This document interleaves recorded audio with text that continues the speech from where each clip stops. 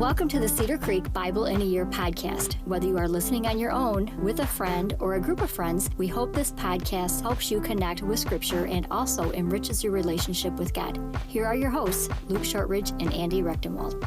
Hello, everyone. Cedar Creek Radio is on the air. Luke Shortridge hanging out with Andy Rechtenwald. Andy, how are you doing, my bearded friend? I'm doing well. How are you? Very good indeed. We're also here with silent producer Eric, tirelessly working to make this show better. Okay, so Andy, we had this crazy idea of letting you handle the trivia. Yeah, probably the worst decision we've ever made. I thought, yeah. You don't think it's okay? You know, it's been a disaster for you, but we're gonna not let you have one more try really, here. Really liking it. Oh my gosh. Well, I have to admit, people have been telling me that they loved it. Good. The tables were turned, and I had to look foolish. Everybody is rejoicing in my this is going to be defeat. an even better day today. All right, Andy. Okay, you ready? I hate This to is even gonna be ask, part- what do we have planned? Oh, it's short people trivia again. Okay, Yep. wonderful. So you failed last week's last episode's short trivia. These are successful short people.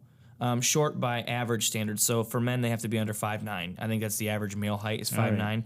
And today, nobody even gets to 5'8". So this will Wow. be, this is short people trivia. I'm going to give you their height and a clue about them. Some of the clues are pretty subtle. Yeah. Some of them are pretty explicit.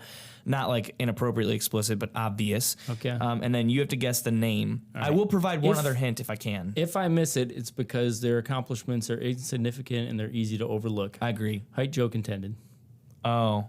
No, disagree. Okay, number one, topping out at a solid 5'5", this singer would put his life on the line for a love interest. Even Meatloaf.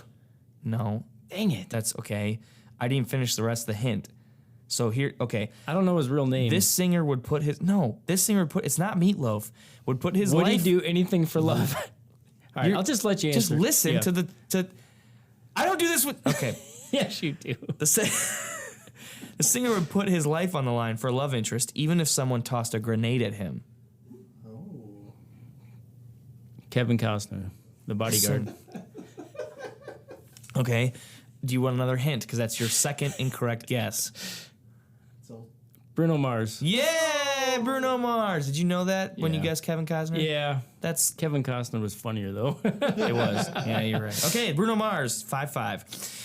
Number two, popular in the silent film era, this iconic actor tops out at 5'5". Charlie Chaplin. Yep, you got it. Dang it. I was going to say bears Chaplin, a resemblance to not an evil Chaplin. person, but you beat me to the Yep. punt. I didn't know that he didn't have he had the mustache before Hitler's mustache became famous. Yeah, Just a Hitler coincidence. thought it was like kind of trendy. Yeah, it wasn't, but okay.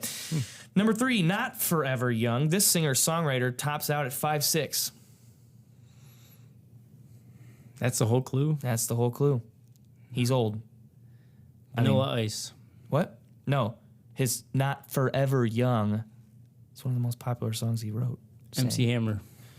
Okay, I have another hint for you. Okay. This will help, hopefully. I don't know much about this person, so the hint's going to be... It rhymes with Schmom Schmillen. Blind Melon. Close. Rhymes with Schbob Shdillen.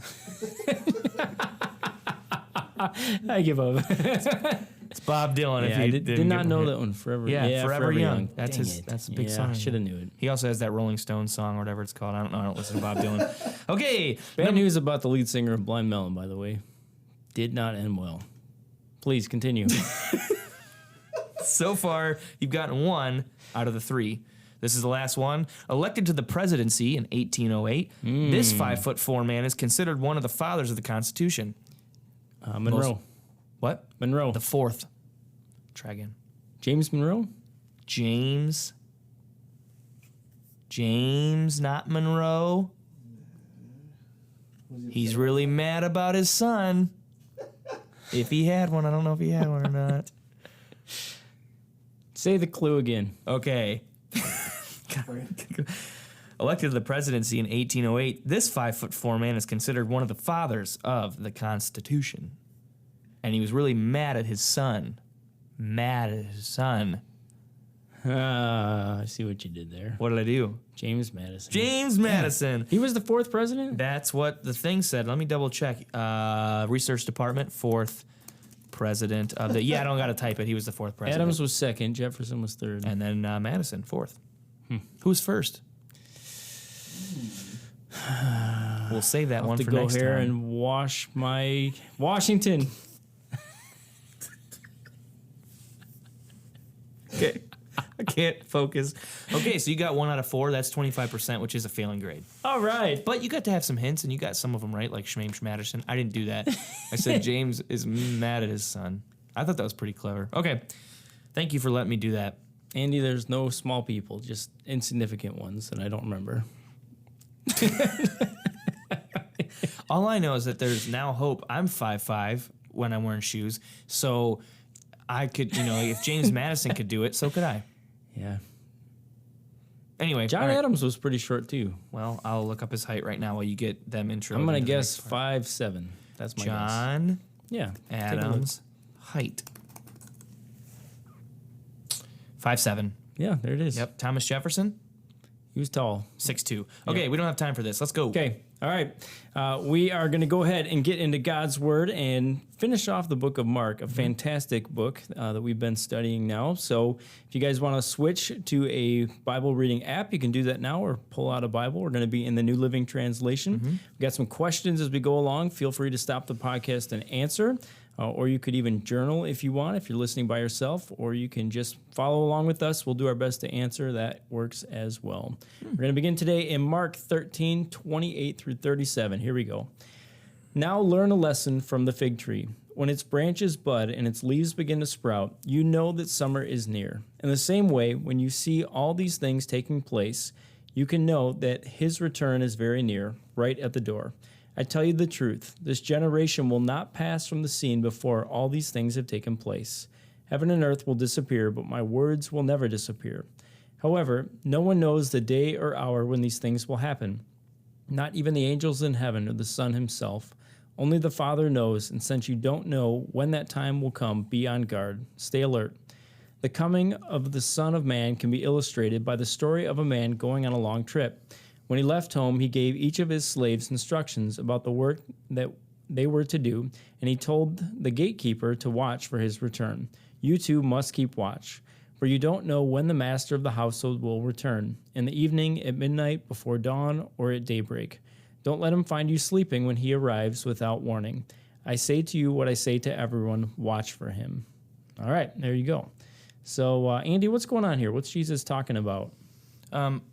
This is interesting. So there are some people that think most people think he's talking about when he returns, the second coming of Christ. Sounds right. There are some people that think he's talking about because of what happens next in the scriptures and because of their views on the rapture and all that kind of stuff and what happens in the end times. They think he's talking about the transfiguration. Ooh. Because he's talking about when he comes to the glory of the Son of God, and so then he comes in Now, glory. the during transfiguration had already happened at this point, right? So yeah, in chronologically, in a different gospel, I can't remember which one, it comes directly after this in the timeline, and I don't think Mark was representing the actual chronological events. Okay. But in the one that in the gospel, I can't remember which one it is. It shows it directly after. I'm not saying that that's the correct view, but that's another an interesting alternative view. Yeah, it's an interesting thought. Yeah. As you're talking there, I was thinking about when he tells them to be on guard, his disciples, and they're sleeping. Yeah. At the Mount of Olives, that could be right after this as well. Sure. That's fascinating. I guess Isn't we'd it? have to research it a little more. Yeah. Yeah. My thought though is most likely he's talking about the second coming, keeping watch. A master goes away on a trip and could come back at any time. And right now we know that Jesus has promised to come back, and he could come back at any time. So I got a question for you here, Andy. What do you hope Jesus finds you doing when he returns? Crazy. Praying, I don't know, serving people. I don't know how you can't answer, I don't know, you can't answer it wrong. I mean, nobody's going to say, I hope he finds me sinning. I don't, it just. You feel like you didn't know what you were doing right before you showed Right, up? like, what are you doing? Like, you're supposed to know this. You're omniscient. Like, I don't know how it's going to go down. Like, I can't believe I came back and this is what you were doing. Like, playing video games or whatever. I hope I'm having a good conversation with friends and maybe some unchurched people about who Jesus is and about our views on God. I just got this I don't mental know. picture of Andy playing like Grand Theft Auto, and Jesus comes back and he's like, "Dang it, all, Jesus. One time. I just want a little time for me. It's gonna be right in the middle and be like, and here's Jesus. Right before like the climax of a movie happens and he comes back. Yeah, Like, like, come on. You How does couldn't it wait end? 10 freaking minutes? Right. How does it end? He looks at you with that look like, I'm not telling you. And you're like, come on. There's no movies in heaven. Well, Is no. Bruce Willis dead or not? Come on. It's Armageddon. He dies. Okay. Anyways, All what, right. what do you think? I think, you pretty much covered it. I would hope he would find me doing his work, his bidding, Yeah. in his will. And of course, all joking aside, the only way we can be sure that Jesus is going to find us doing his work when he comes back is to Do it. do it. Yep. Yeah. So, Agreed. All right. Not many places we can go from there, but let's move on to Mark 14. Andy, would you read Mark 14, 32 through 42 for us? Yep. They went to the olive grove called Gethsemane, and Jesus said, "Sit here while I go and pray." He took Peter, James, and John with him, and he became deeply troubled and distressed. He told them, "My soul is crushed with grief to the point of death. Stay here and keep watch with me." He went on a little further and fell to the ground. He prayed that, if it were possible, the awful hour awaiting him might pass him by. "Abba, Father," he cried out, "everything is possible for you. Please take this cup of suffering away from me. Yet I want your will to be done, not mine." Then he returned and found the disciples asleep. He said to Peter, "Simon, are you asleep? Couldn't you watch with me even 1 hour? Keep watch and pray so that you will not give in to temptation, for the spirit is willing, but the body is weak." Then Jesus left them again and prayed the same prayer as before. When he returned to them again, he found them sleeping, for they couldn't keep their eyes open, and they didn't know what to say. When he returned to them the third time, he said, "Go ahead and sleep, have your rest." But no, the time has come. The Son of Man is betrayed into the hands of sinners. Up, let's be going. Look, my betrayer is here. This is a fascinating story, which is relayed to us in all the Gospels. And Eric, you went to Israel last year. I went this year. And what's crazy about being in Israel is so many of the places have changed. They kind of like built civilization upon civilization. You're walking through the city, but you're about 25 feet above where Jesus and his disciples would have walked. Yeah. Except for the Garden of Gethsemane, which the church, the Roman Catholic Church takes one side, the Greek Orthodox Church takes the other side. Palm Sunday Road kind of splits right in between it. And the Garden of Gethsemane, there's only one, but it's in two sides right now. It's pretty much undisturbed from what it was back in this time. They've created paths and whatnot, but there's a bunch of freaking olive trees right there. And I didn't know you could do this, but we paid some money and we got the Garden of Gethsemane for half an hour. So it's like crazy. Like we're hanging out in the Garden of Gethsemane, and they there's a monk guy that locks the door, nobody's allowed in, and you just hang out there. And it was really surreal.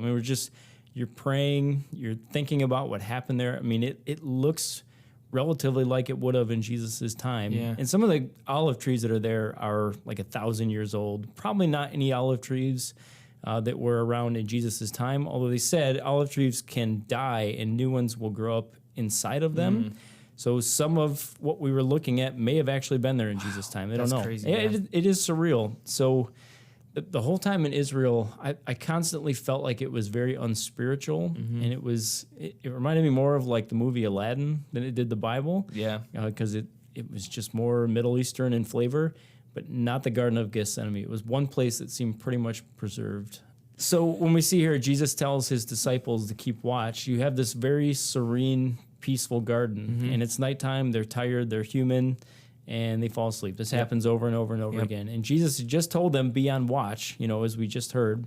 And even though Jesus is Jesus, and he has this very simple, important instruction, they can't follow it. Again, it shows the human limitations of the disciples. And in many ways for us, we struggle with the same thing. We struggle to stay on task and to stay on watch. I don't know. It's a very dramatic, very fascinating story that really shows the frailty of the disciples. Yeah. And it shows also the passion, no pun intended, of Jesus. As it's the beginning of the passion, these sweating drops of blood. Right. I look at this, it's easy to sit and go like, I fell asleep, when Jesus told him not to. But I when you reflect on your own prayer life and you think about the way that Jesus prayed, and even some of the theological titans of history, the way that they supposedly prayed.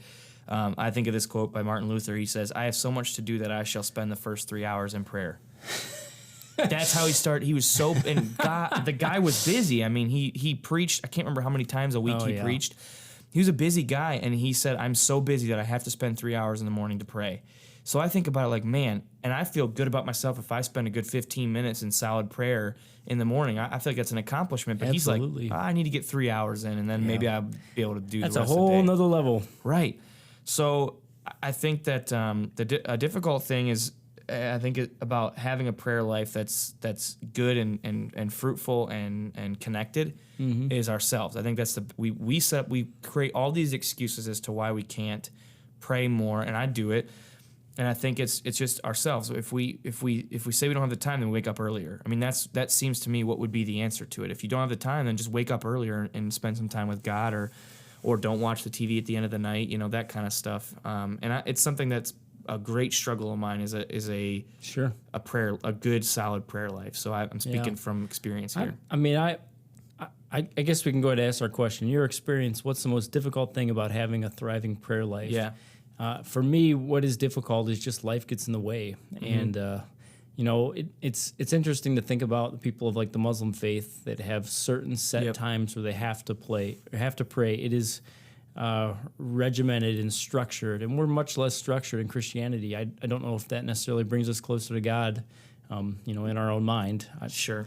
But I know one thing that's helped me, because I struggle with structure and being an organized person, is I pray at least three times a day, because I eat 3 times a day. And I take those prayers seriously. If I'm out with friends, I'll say, hey, do you guys mind if I pray? And I've never had one person say, don't do that. Right. I guess it's possible, but if I eat it on my own, I also pray. Yeah. Because it's just a way that I've been able to bring a little structure into my life. Sure. I'm a big runner. It's one of the things that I love to do. And every time I run, I don't spend the entire time praying, but at least a portion of it I spend praying. I think about my day.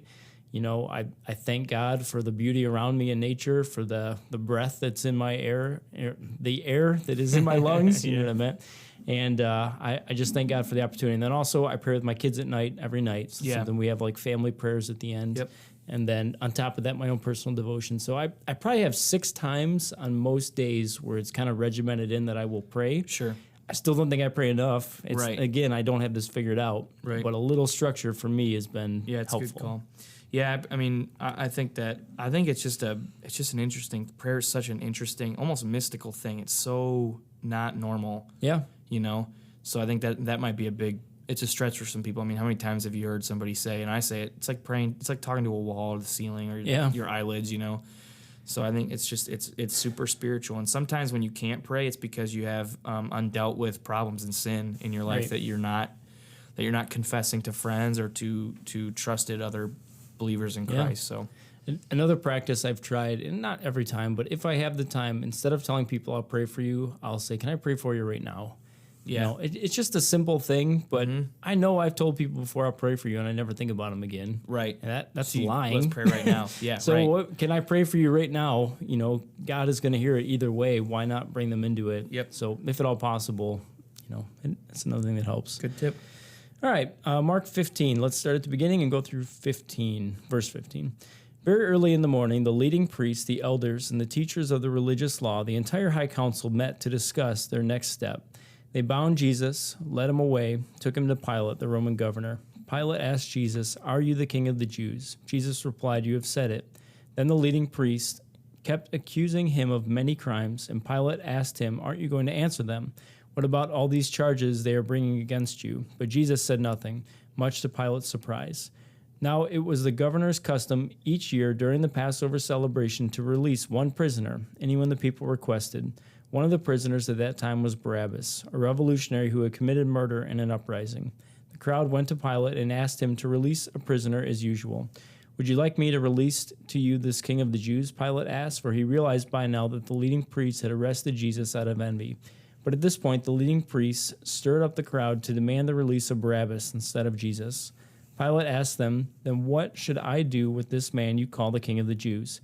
They shouted back, "Crucify him." "Why?" Pilate demanded. "What crime has he committed?"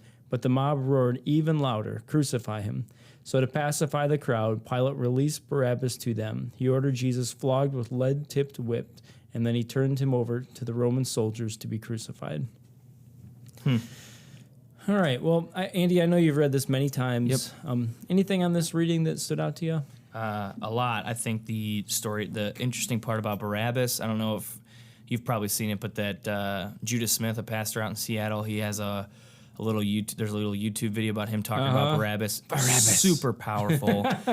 Because he said basically we always just kind of we read past Barabbas and we don't realize that in essence we are Barabbas, that our death, our freedom was given so that because Jesus died. Yep. And I do think that it's very interesting because these same people that were just a short time ago singing Hosanna in the streets and blessing Jesus are now calling for his death. That's right. And it's a mob mentality, but it also speaks to the maybe it's like the fickleness, the way that the human heart. I mean, easily, and that's how we love Jesus. Hey, one moment. we love this guy. Hey, kill this guy. Right.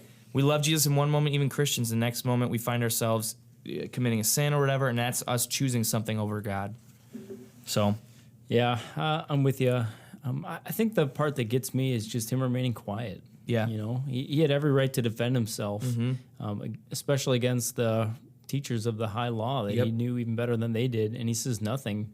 He says much to Pilate's surprise. So, question, why did Jesus remain quiet here? When was a time that you wished you would have held your tongue? I think sometimes remaining quiet is especially from like Jesus's his story, his narratives. It's a way to cast judgment on people. And I think here Jesus didn't need to. He didn't really need to speak. He didn't need to because he knew that what was next was part of God's plan. And the question that was asked to him is, "Are you going to answer them? What about these charges?" Right. He could have proven himself, but That's right. even if he did, it wouldn't have mattered, I don't think. And if it would have mattered, then the plan of God, wouldn't have gone the way that which it can't really happen that way because it's God's plan. But I think that it's a sense of judgment, and it's also a sense that he doesn't have to answer to Pilate. Yeah. Yeah, I think Jesus probably knew it wouldn't do any good. And he also was fulfilling prophecy by remaining silent. Sure. I think at that point, Jesus knew what he had to do, and he was like, why bother?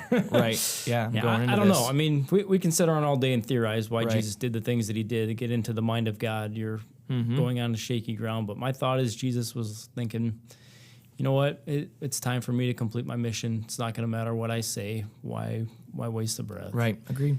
One time I wish I had held my tongue.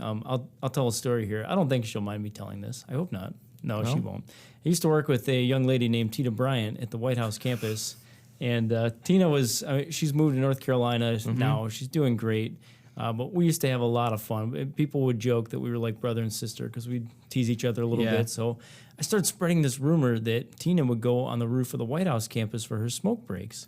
And she had asthma, and cigarette smoke drove her absolutely nuts. It was like the complete opposite of what was true, So she starts talking to this guy, and she had an interest in him. He had an interest in her, and he said, "Hey, I have to ask you. I've heard that you're a smoker, and that's really not something that I'm interested in." She was so mad at me. She came back the next day. She's like, "You cannot tell people that I am a smoker. This is ridiculous." So I should have held my tongue. Oh, that's awesome. There's too many instances where I should have held my tongue that I can't. We don't have time. No. We got to keep this let's just keep podcast going. under 6 hours, so we should probably just keep moving on. All right, Andy, let's finish off the book of Mark. Mark 16, 15 through 20. You got it for us? Yeah, so just as a caveat. Give us a heads up. Yeah, this is not technically a part of the original manuscripts. So maybe scholars it's not in any of the original manuscripts. Scholars. Could it have happened? Could it have been a part of the original? Yes, but there aren't any early manuscripts with this particular text in it. So it's not like anything's crazy, and it's not saying like Jesus wasn't God or anything like that, but it's not in the original manuscript, so typically you'll see it bracketed in your Bible, and it'll have that note there. But anyways, it says, "And then he told them, 'Go into all the world and preach the good news to everyone. Anyone who believes and is baptized will be saved, but anyone who refuses to believe will be condemned. These miraculous signs will accompany those who believe. They will cast out demons in my name, and they will speak in new languages. They will be able to handle snakes with safety, and if they drink anything poisonous, it won't hurt them. They will be able to place their hands on the sick, and they will be healed. When the Lord Jesus had finished talking with them, he was taken up into heaven and sat down in the place of honor at God's right hand. And the disciples went everywhere and preached, and the Lord worked through them, confirming what they said by many miraculous signs. Excellent. Yeah, so Andy's right. There's two endings to the book of Mark. There is the traditional ending, which just kind of ends abruptly, and this, which probably was commentary added, 50, 75, 100 years later. We don't know. Right. I'd say there's nothing in here controversial except maybe the handling snakes and drinking poison. Yep. Which just seems a little odd. I don't doubt that probably happened in the first church. Sure. So it was something that was happening. Mm-hmm. We see that Paul gets bit by a snake and doesn't die. Yep. So some crazy miracles were going on, but the rest of it, I would say, is pretty much confirmed by the other parts of Scripture. Mm-hmm. So we can debate if it was originally in there or not. There are Christians who do believe it was included in the original, but it was lost for some reason. The point, though, is that it does summarize, I think, why Jesus came. And he came to preach the good news, to tell everyone about the gospel, to baptize others and help them to be saved. Mm-hmm. And it showed that God was at work all throughout Jesus' life. He fulfilled prophecy afterward. After he resurrected, he ascended to heaven, and he is at the right hand of God. Yep. Right now, he's building his church, biding his time, waiting for the time to come back. Yeah. So it really shows the beauty of not only Jesus' life, but really God's power and God's story as Agreed. it plays out. So good stuff. Question, Andy. What amazes you most about the story of Jesus? He changed everything.